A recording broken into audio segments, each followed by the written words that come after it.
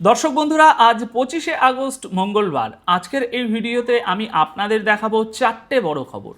প্রথম, হরমুজ পেরোনোর ফি ইরানের সংসদে আইন হওয়ার পথে, আর সেই টাকা ইরান ডলারে নেবে না। দ্বিতীয় খবর, ইউরোপকে ইরান এবার নাম ধরে হুঁশিয়ারি দিয়েছে। তৃতীয়, বেসেন্টের তালিকা কাল রাতে এসেছে, আর তাতে চীনা কোম্পানির নাম আছে।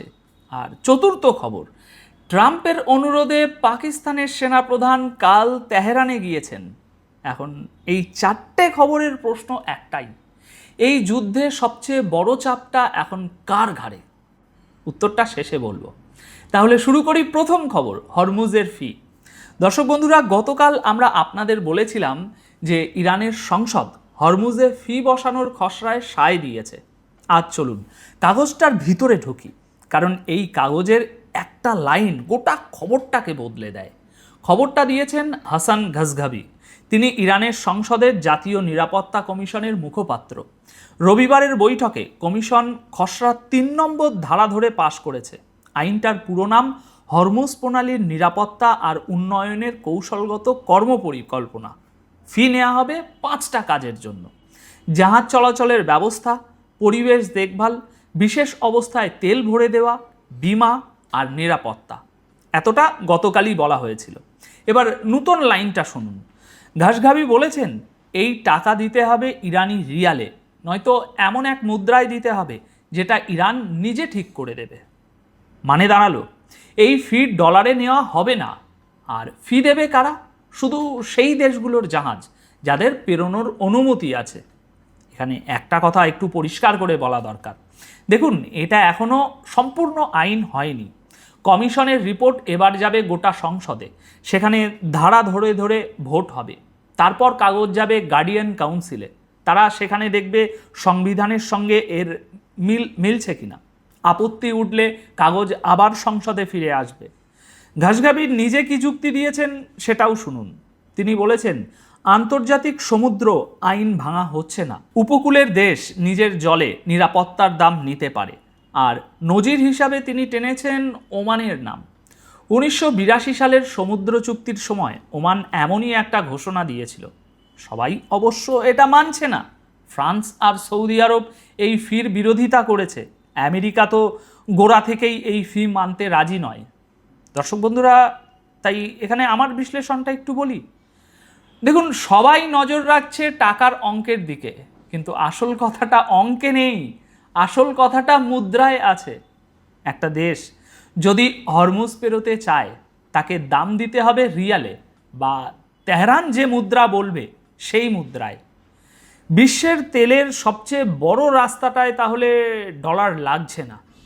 কাগজে এইটুকুই লেখা আছে, কিন্তু আসল খেলাটা এই এক লাইনেই লুকিয়ে আছে, যে এই বিল কি সত্যি সংসদে পাশ হবে, নাকি এটা শুধু দরাদরির একটা চাল। কয়েকদিনেই বোঝা যাবে। এগিয়ে যাই। ইরান এতদিন ইউরোপকে হুঁশিয়ারি দিয়ে আসছিল, কিন্তু নাম নেয়নি। কাল প্রথমবার নাম এসেছে। বলেছেন ইরানের পররাষ্ট্র মন্ত্রণালয়ের মুখপাত্র ইসমাইল বাঘি। কি বলেছেন? তিনি সোমবারের সাপ্তাহিক প্রেস ব্রিফিংয়ে বলেছেন, ইউরোপের কোনো দেশ যদি ইরানের উপরে হামলায় নিজের জমি বা আকাশ আমেরিকাকে ব্যবহার করতে দেয়, তাহলে সেই দেশের মাটিতে থাকা মার্কিন ঘাঁটি ইরানের নিশানায় আসবে। আর নাম নিয়েছেন বুলগেরিয়ার।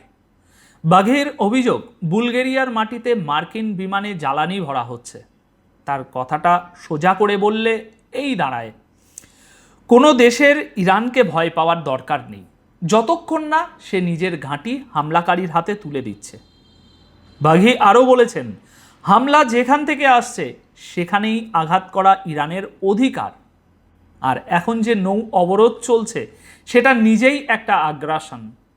এবার একটা প্রশ্ন নিজেকে করুন, ইউরোপ কি সত্যি এই যুদ্ধে একসাথে দাঁড়িয়ে আছে? উত্তরটা কিন্তু না। এই বছরের মার্চ থেকেই স্পেন আমেরিকাকে নিজের ঘাঁটি ইরান হামলার কাজে ব্যবহার করতে দিতে অস্বীকার করেছে। কিছুদিন পর ইতালিও ওই একই পথে হেঁটেছে। ট্রাম্প তখন প্রকাশ্যে মিত্রদের নাম করে রাগ দেখিয়েছেন। আমি যা বুঝছি, বাঘের এই কথাটা যতটা হুমকি, তার চেয়ে বেশি নেমন্তন্ন। তিনি ইউরোপকে বলছেন, আমাদের সাথে ঝগড়া করতে হবে না, শুধু চাবিটা যেন আমেরিকার হাতে দিও না। স্পেন আর ইতালি সেই চাবি আগেই দেয়নি, বুলগেরিয়া দিয়েছে, তাই বুলগেরিয়ার নামটাই আজ শোনা গেছে। এবার আমেরিকার খবরে আসি। গতকালকের ভিডিওতে আমি একটা প্রশ্ন রেখে এসেছিলাম, বেসেন্টের নতুন তালিকায় চীনা নাম থাকবে কিনা। আজ তার উত্তর এসে গেছে। কাল রাতে ভারতীয় সময়ে আমেরিকার অর্থমন্ত্রী স্কট বেসেন্ট ওয়াশিংটনে সংবাদ সম্মেলন করেছেন। অভিযানের একটা নামও দিয়েছেন তিনি, অপারেশন ইকোনমিক আউটকাস্ট। সোজা বাংলায় এর মানে ইরানকে অর্থনীতি থেকে একঘরে করে দেওয়া। তালিকায় নাম উঠেছে 60টার বেশি কোম্পানি, ব্যক্তি আর জাহাজের। এরা ছড়িয়ে আছে সংযুক্ত আরব আমিরাত, হংকং, চীন, সিঙ্গাপুর, সুইজারল্যান্ড আর ইউরোপ। এবার নতুন করে 5টা খাত স্যাংশনের আওতায় আনা হয়েছে। কি কি সেগুলো? ডিজিটাল সম্পদ, প্রযুক্তি, সেনা, বিমান আর জাহাজ চলাচল। এখানে যে হেডলাইনটা দেখছি এটা ব্লুমবার্গের। এখানে লেখা আছে চীন আর হংকংয়ের কয়েক ডজন কোম্পানি এই তালিকায় পড়েছে। বেসেন্টের নিজের কথাটা এই রকম, এই সরকারকে যেসব অর্থনৈতিক শিরা বাঁচিয়ে রেখেছে তার প্রতিটা কেটে দেওয়াই আমাদের লক্ষ্য, যতক্ষণ না তেহরান একা হয়ে পড়ে। তিনি আরও বলেছেন, মার্কিন স্যাংশনের নাগালের বাইরে কেউ নয়। এতক্ষণ শুনে মনে হচ্ছে বড় মাঠটা বুঝি পড়ে গেছে, কিন্তু পড়েনি। চীনের বড় ব্যাংকগুলোর উপর সরাসরি শাস্তি কবে বসবে বেসেন্ট সেটা বলেননি। সাংবাদিকরা চেপে ধরায় তিনি পাল্টা প্রশ্ন করেছেন, আমি কেন গোটা দুনিয়ার আর্থিক ব্যবস্থাটা উড়িয়ে দিতে চাইব? এই এক লাইনেই বোঝা যায় তালিকাটা কত দূর গেছে। তবে একটা ইঙ্গিত তিনি দিয়ে রেখেছেন, এই সপ্তাহ শেষ হওয়ার আগেই একটা আর্থিক প্রতিষ্ঠানকে ধরে বড় একটা ঘোষণা আসছে। কোন প্রতিষ্ঠান সেটা তিনি বলেননি। এদিকে বাজার নিজের রায় দিয়ে দিয়েছে। ঘোষণার দিনেই ব্র্যান্ড তেলের দাম 2.4% পড়েছে, ব্যারেল প্রতি $92.17। ইতিহাসের সবচেয়ে বড় অর্থনৈতিক অভিযানের দিনে তেলের দাম নেমে গেছে। আমেরিকা কার নাম তালিকায় তুলেছে সেটা বড় খবর নয়, আসল খবর অন্য জায়গায়। কার নাম তালিকায় ওঠেনি? ছোট কোম্পানি আর জাহাজের নাম উঠেছে, চীনের বড় ব্যাংকের নাম নেই, কারণ ওখানে হাত দিলে ধাক্কাটা ফিরে আসবে নিজের ঘরেই। তবে কাল রাতে ওয়াশিংটন শুধু তালিকাই পাঠায়নি, একজন মানুষকেও পাঠিয়েছে। সে খবরটা এক্ষুনি বলছি এই ভিডিওতেই। তার আগে চটপট কয়েকটা ব্রেকিং নিউজ শুনে নিন, এগুলোও জানা আপনাদের জন্য খুব জরুরি। চীনের বাণিজ্য মন্ত্রণালয় নিজের কোম্পানিগুলোকে আগেই বলে রেখেছে যে মার্কিন স্যাংশন মানার দরকার নেই। 2021 সালের একটা আইন দেখিয়ে এই নির্দেশ, মানে তালিকা বেরোনোর আগেই তার একটা জবাব তৈরি ছিল। চীনের পররাষ্ট্র মন্ত্রণালয় বলেছে চাপ আর স্যাংশনে সমস্যার সমাধান হয় না।